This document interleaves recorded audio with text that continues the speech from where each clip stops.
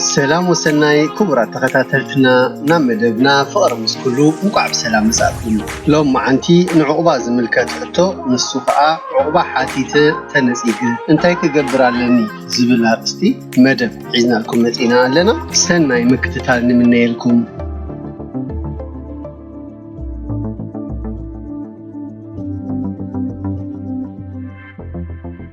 اب جرمن عقبا حاتيته تنسيق انتاي كقبر علني عب جرمن عقبة حاتيتكا امو اتي بامف انت زي تقبلوه مالت اتي حتوخا انت تنسيقو كاب جرمن نختوص تحبريخا اندحر دقا نا عقبة قدايكا نخالي نا اوروبا هاجر زي ملكت كوينو وي بحاسوت مخنيات وي بقطباو مخنيات لجرمن اتيخا ايلو اتي بامف انت تقرطيرو او وشتي سراسا معاتي خاب جرمن كتوص خمزلكا تحبريخا اندحر دقا اتي زهاب كايو نا عقبة مخنيات زي بقع خوينو امو ردو زخونه مخنيات زي بلو كوينو زي بقع زخون نمثالي اندحر دقا بناي دابلين وعل مسرت قدايكا نخالق نا اوروبا هاجر زملكت كوينو نمثالي بخالق اوروباويت هاجر غيركا نجرمن انت اتيخا كم ردو زخونه قدايكا عقبة زحتت مخنيات زي بلو زرقخا اندحر دقا اتي بامف تتالل ኣለኻ ወይ ከዓ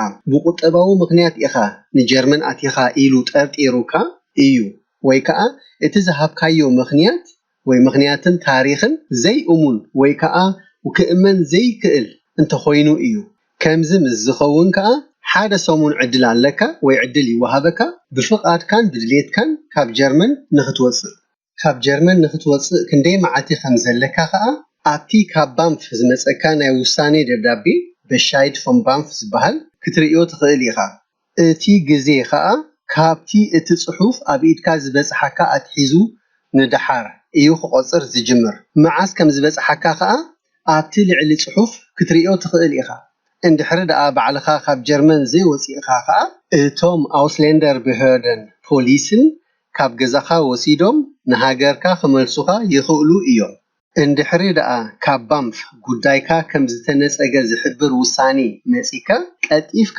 ብጠበቃ ወይ ብኻልእ ሓገዝ ከተናዲ ኣለካ መታን ሓበሬታን ሓገዝን ንኽትረክብ ብጀካ ካብ ጀርመን ምስጓግን ምውፃእን ካልእ ኣማራፂታት ከዓ ኣለካ እቲ ዓይነት ምርጫታት ከዓ ነዚ ዝስዕብ ይመስል መጀመርያ ምኽሳስ ኣንጻር ነቲ ብባንፍ ዝተዋሃበካ ውሳኔ ክትከስስ ትኽእል ኢኻ እንድሕሪ ከሲስካ እቲ ጉዳይካ ብቤት ፍርዲ ይርአ እቲ ቤት ፍርዲ ከዓ ሓደ ካብቲ ኣብ ቀዳማይ ቪድዮና ዝገለጽናዮ ዓይነት መንበሪ ፍቃድ ክወሃበካ ይኽእል ድዩ ኣይክእልን ይውስን እቲ ክሲ የዋፅእ ድዩ ኣየዋፅእን እውን ክዕውተካ ይኽእል ድዩ ኣይክእልን እውን እቲ ጠበቃ ክሕብረካ ይኽእል እዩ ከምቲ ኣቀዲምና ዝበልናዮ ጉዳይካ ኣብኡ ከሎ ጥራሕ ተነፂጉ እንተኾይኑ ኣብ ውሽጢ 2 ሰሙን ንኽትከስስ ግዜ ኣለካ ጉዳይካ ብዘይ ምእማን ወይ ብኻልእ ጥርጠራ እንተተነፂጉ ከዓ ሓደ ሰሙን ግዜ ኣለካ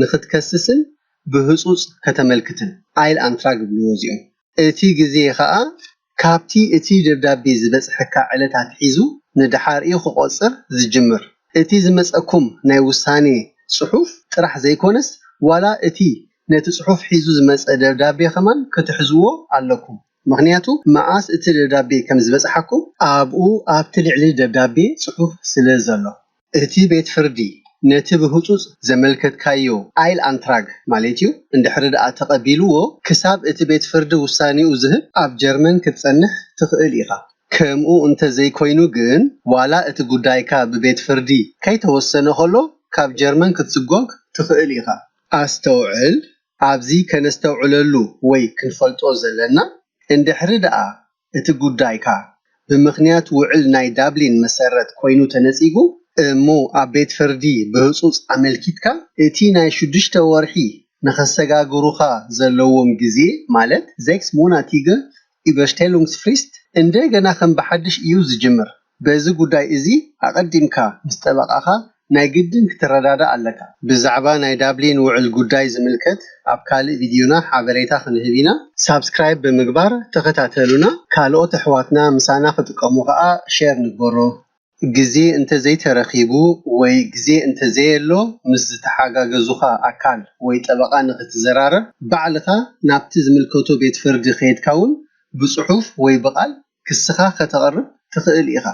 ኣበየናይ ቤት ፍርዲ ክስኻ ከተቕርብ ከም ትኽእል ከዓ ኣብቲ ካብ ባንፍ ዝመፀካ ናይ ውሳኔ ፅሑፍ ክትረኽቦ ትኽእል ኢኻ። ኣብ ነፍሲ ወከፍ ቤት ፍርዲ ከዓ ክፍሊ ጠበቓ ኣሎ ክትከስስ ከለኻ ዝተሓጋገዘካ። እዚ ምስ ገበርካ ግን ብድሕሪኡ ናብ ጠበቓ ክትከይድ ናይ ግድን እዩ። ሕጂ 2 ሰሙን ግዜ ኣለካ ነቲ ቤት ፍርዲ ክትሕብሮ እቲ ብባንፍ ዝተዋህበ ውሳኔ ስለምንታይ ጌጋ ከም ዝኾነ። ነዚ ክትገብር ግን ጠበቓ ክትሕዝ ኣለካ። ከመይ ጌርኩም ባዕልኹም ኣብ ቤት ፍርዲ ክሲ ከተቕርቡ ከም ትኽእሉ ኸማን ኣብ ቀረባ እዋን ቪድዮ ክነውፅእ ኢና። ሳብስክራይብ ብምግባር ተኸታተሉና። እቶም ዝተረፉ ኣሕዋትና መታን ክሕገዙ ከዓ ሼር ብምግባር ኣካፍልዎም። ብድሕሪ እቲ ክሲ እቲ ቤት ፍርዲ ንክስኹም ክሳዕ መዕለቢ ዝገብረሉ ካብ ጀርመን ክትስጎጉ ኣይፍቀድን እዩ።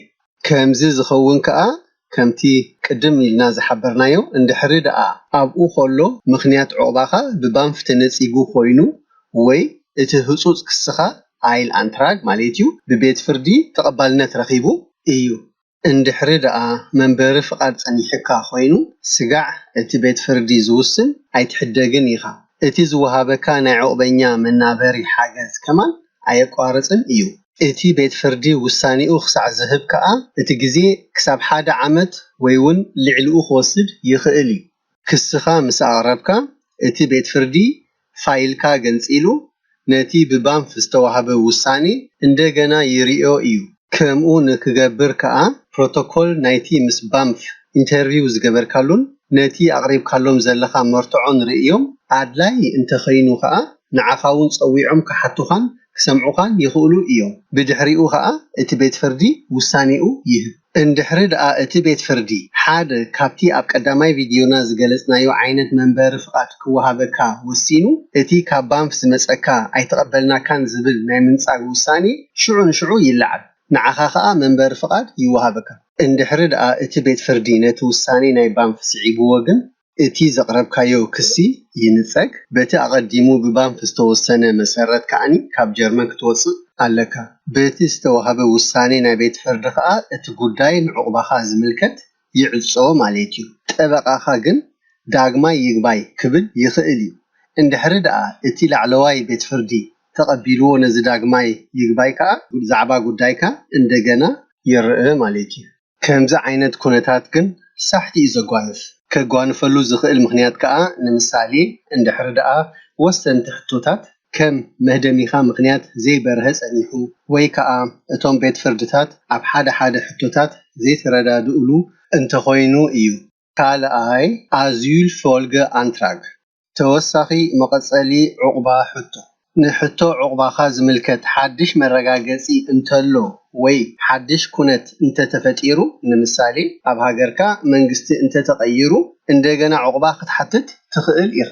ካልኣይ ግዜ እውን ዕቑባ ክትሓትት ትኽእል ኢኻ። እንድሕሪ ደኣ ክሳብ ሕጂ ከይተፈለጠ ዝፀንሐ ካብ ውግእ ዝተላዕለ ከቢድ ፀገም ኣጥሪኻ ኮይንካ እሞ እቲ ሕማም ኣብ ሃገርካ ክሕከም ዘይክእል ወይ ዘይከኣል እንተኾይኑ ጠበቓ ወይ ካልእ ተሓባበርቲ ኢንፎርሜሽን ክህብኹም ተወከሱ። ዳግማይ ዕቑባ ምሕታት የዋፅእ ድዩ ኣየዋፅእን ጠበቓ ወይ ካልኦት ተሓጋገዝቲ ሓበሬታ ክህብኹም ይኽእሉ እዮም። ክትሓጋገዝኹም ዝኽእሉ ክፋላት በብኣውራጅኡ ኣብ ትሕቲ እዚ ቪድዮ ብፅሑፍ ናይ ኢንተርኔት ሊንክ ናይ ሬሽትስፐራታ ኮንፈረንስን ናይ ፕሮ ኣዝዩልን ጌርናልኩም ኣለና። ኣብኡ ኣቲኹም ክትርእይዎምን ክትረኽብዎምን ትኽእሉ ኢኹም። ነቲ ዳግማይ ዕቑባ ከዓ ባዕልኻ ብኣካል ኣብቲ ቅድሚ ሕጂ ዕቑባ ሓቲትካሉ ዝነበርካ ቦታ ኢኻ ተሓትት። እንድሕሪ ደኣ ኣብ መንጎ እዚ ካብ ጀርመን ወፂእኻ ነርካ ግን ከም ብሓድሽ እንደገና እንተነውሐ ን6 ወርሒ ኣብቲ መቐበሊ ስደተኛታት ንመጀመርያ ግዜ ዝቕመጥዎ ክትኣቱ ኣለካ። ካብቲ ከተማ ክትወፅእ ከዓ ኣይፍቀደካን እዩ። ክትወፅእ እንተደሊኻ ፍቓድ ናይቲ ኣውስሌንደር behörde ይድሌካ። ሳልሳይ ዱልዱንግ ንግዚኡ መንበሪ ወይ ከዓ ግዝያዊ መንበሪ። ሓንሳእ ካብ ጀርመን ንኸይትስጎግ ዝዕንቅፁ ነገራት ኣለዉ። ንምሳሌ ፓስፖርት ስለዘይብልካ ወይ ንኽትገይሽ ብቕዓት ስለዘይብልካ። ከምዚ ኩነት ከጓንፍ ከሎ ዱልዱንግ ዝበሃል ንግዚኡ ዝኸውን መንበሪ ትወሃብ።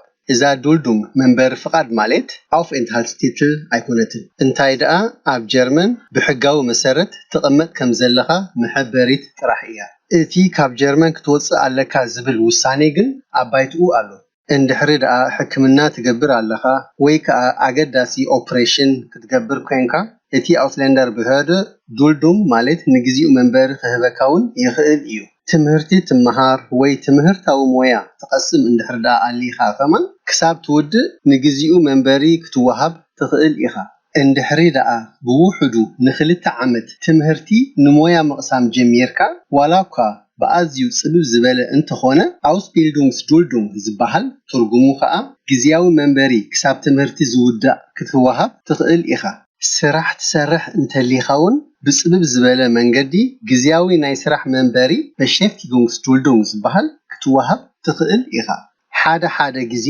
እቶም ብኣውራጃዊ ደረጃ ናይ ውሽጢ ጉዳይ ሚኒስተራት ብሓባር ወይ በበይኖም ንውሱናት ሰባት ዝምልከት ንግዚኡ ንኸይስጎጉ ክውስኑ ይኽእሉ እዮም ከምዚ ዓይነት ውሳኔ ክህቡ ዝኽእሉ ከዓ ንምሳሌ እንድሕሪ ኣብቲ ሃገርካ ፍልይ ዝበለ ፀገም ከም ሕፅረት ምግቢ ማለት ጥሜት እንተ ኣልዩ እዩ እዚ ክንዛረበሉ ዝፀናሕና ግዚያዊ መንበሪ ከዓ ንቁሩብ መዓልትታት ሰሙናት ወይ ከዓ ኣዋርሕ ጥራሕ እዩ ዝወሃበካ እቲ ንኸይትስጎግ ዝዕንቅፅ ዝነበረ ምኽንያት እንድሕር ደኣ ገና ኣብ ባይትኡ ኣሎ ግን እቲ ግዚያዊ መንበሪ ይናዋሕ እንድሕር ደኣ እቲ ዝዕንቅፅ ዝነበረ ምኽንያት ንኸይትስጎግ ተኣልዩ ግን እቲ ግዚያዊ መንበሪ ኣይናዋሕን እዩ ካብ ጀርመን ከዓ ክትወፅእ ኣለካ ራብዓይ Härtefallregelung ፍታሕ ንክብድ ዝበለ ጉዳይ ማለት እዩ እንድሕር ደኣ ካብ ጀርመን ምስተሰጎግካ ኣብ ክብድ ዝበለ ፀገም ወይ ሽግር ተኣቱ ኮይንካ እሞ ኣብ ጀርመን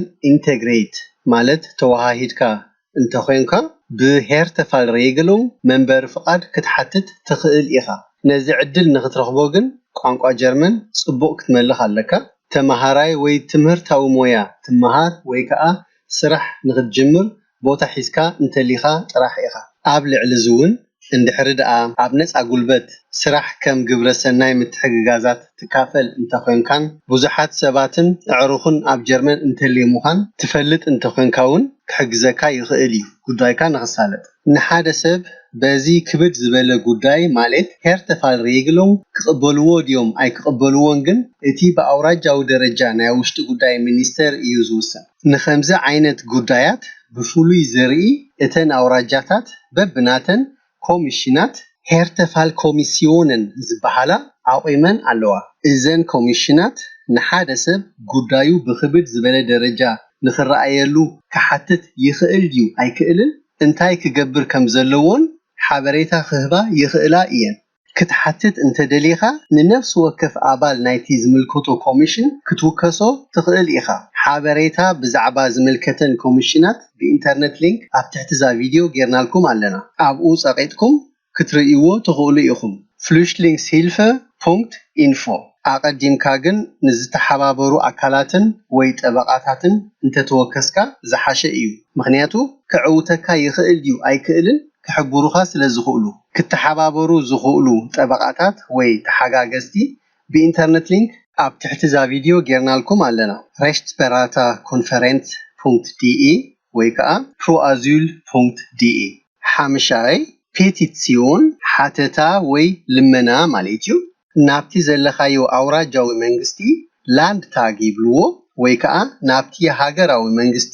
ቡንደስታግ ይብልዎ ብጽሑፍ ናይ ልመና ሕቶ ከተቕርብ ትኽእል ኢኻ ነቲ ንዕቑባኻ ዝምልከት ጉዳይ ዳግማይ ክሕሰበሉ ወይ ከዓ ናይ ዕቑባ መንበር ፍቃድ ንኽወሃበካ እቲ ኣብ ነጥቢ 4 ዝጠቐስናዮ Härtefallregelung ጌርካ እንተኮንካ ግን እዚ ሓተታ እዚ ክትገብር ፍቁድ ኣይኮነን ከምዚ ዓይነት ሓተታ ግን ዳርጋ ኣየዕውተካን እዩ ካብቶም ካልኦት ዘይተቐበልዎም ኣዝዩ ከቢድ ዝኾነ ኣብ ጀርመን ከተርፍ ዝኽእል ምኽንያት ክህልወካ ኣለዎ እቲ ሓተታ ብኖርማል ደብዳቤ ናብቲ ላንድታግ ወይ ናብቲ ቡንደስታግ ክስደድ ይከኣል እዩ ምስ ሓደ ኣባል ፓርላማ ናይቲ ሃገር ወይ ናይቲ ኣውራጃ ውልቃዊ ርክብ እንተለካ ክሕግዘካ ይኽእል እዩ ካልኦት ተሓጋገዝቲ ክህልውኻ እውን ጽቡቕ እዩ ኣስተውዕል ኣብዚ ከተስተውዕለሉ ዘለካ ሓተታ ኣቕሪብካ ማለት ኣይትስጎጉን ኢኻ ማለት ኣይኮነን። እቲ ፓርላማ ብዛዕባኻ እንዳተመያየጠ ከሎ ንዓድኻ ክመልሱኻ ይኽእሉ እዮም። ሻድሻይ ኬርሽን ኣዝዩል ማለት ናይ ቤተክርስትያን ዕቁባ እንድሕሪ ደኣ ንኸይትስጎግ ዓብ ስግኣት ኣለካ ኣብ ዝኾነ ቤተክርስትያን ዕቁባ ክትሓትት ትኽእል ኢኻ። ሽዑ እታ ቤተክርስትያን ጉዳይካ ርእያ ምሳኻ ሓቢራ ፍታሕ ከተናዲ እያ። መታን ከይትስጎግ እታ ቤተክርስትያን ዕቁባ ክትህበካ ትኽእል እያ። ግን እዚ ዓይነት ዕቁባ ኩሉ ግዜ ኣይኮነን ካብ ምስጓግ ዝከላኸል። ሓደ ግዜ ካብቲ ናይ ቤተክርስትያን ዕቁባ ኣውፂኦም ንዓዶም ዝስጎጉ እውን ኣለዉ።